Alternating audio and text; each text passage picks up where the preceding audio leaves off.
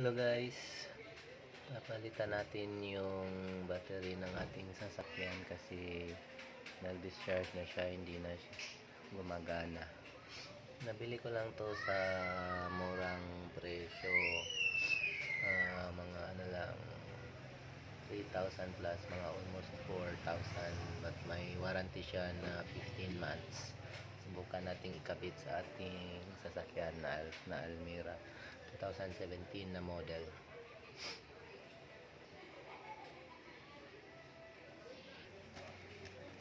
Buksan natin. So, ito siya.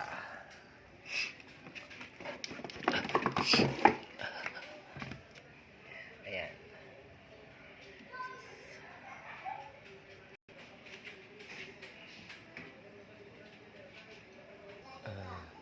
So ito, natanggal ko na yung lumang baterya. So ikakabit na natin siya ha. No, simple lang siya. So ito, sa positive na side, may positive side. So dito yung positive na side ng battery. Okay, sandali. So ayan na siya. Oh. So ito yung positive na na side, positive. Tsaka dito yung negative niya. Ayan o. Tapos ikakabit lang natin tong lock ng battery para hindi siya gumagalaw tuwing umaandar yung sasakyan ha. Ikakabit lang natin. So ayan, naikabit na natin yung lock. So ngayon, ito naman, kailangan lang natin itong higpitan.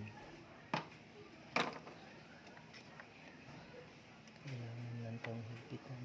Ito dito sa negative, tapos itong isa naman sa positive. So ang kailangan lang, hihigpitan na lang natin to, yung dalawa, ito tsaka ito.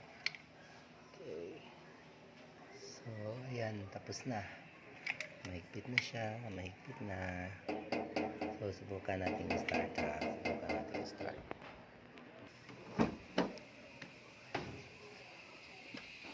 Ito, susubukan natin siyang i-start.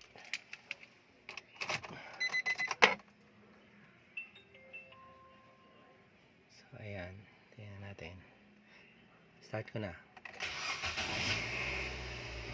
Ayan, nag-start na.